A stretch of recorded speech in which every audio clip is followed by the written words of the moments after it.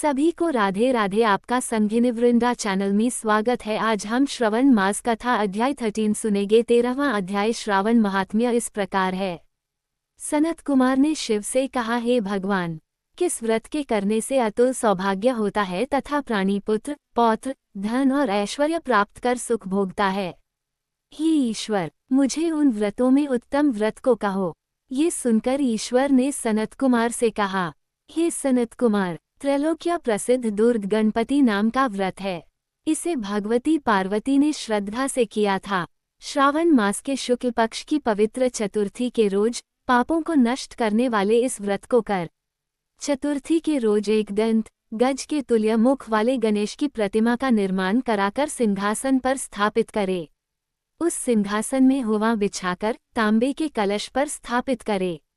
लाल कपड़ा बिछाकर सर्वतोभद्रमंडल का निर्माण कर उस पर कलश स्थापित करे। लाल फूल तथा 5 पत्रों से पूजा करे। अपामाग शमी, दूर्वा, तुलसी, बिल्वपत्र, ऋतुकाल में होने वाले अन्य सुगंधित फूलों से नाना प्रकार के फल आदि का नैवेद्य रख 16 उपचार से गणेश की पूजा कर यह प्रार्थना करें, इस निर्मित प्रतिमा में विघ्नेश का आवाहन करता हूँ, यहाँ कृपानिधि आवें। हे उमासुत, हे विश्वव्यापिन, हे सनातन, आपको नमस्कार है। मेरे विघ्न की राशि को नाश करें। हे सुरपुंगव, स्नान के लिए सब तीर्थों का जल स्वीकार करें। सिंदूर केसर से रंगीन आपके लिए ये 2 वस्त्र दिए हैं। हे भगवान, आप स्वीकार करें, आपको नमस्कार है। लंबोदर देव, इस चंदन को आप स्वीकार करें।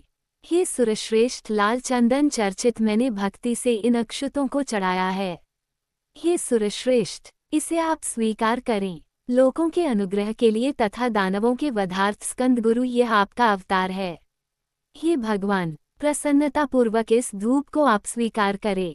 गणनाथ इस वैदिक मंत्र से लड्डू आदि तथा चतुर्विध अन्नों को और खीर, लड्डू आदि नैवेद्य कपूर तथा इलायची युक्त पान आदर से मुख में रखने के लिए दे रहा हूँ।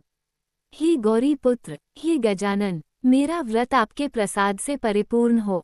इस तरह अपने विभव के विस्तार के अनुकूल विघ्नेश की पूजा कर सामग्री के सहित आचार्य के लिए गणाध्यक्ष की यह प्रार्थना करे।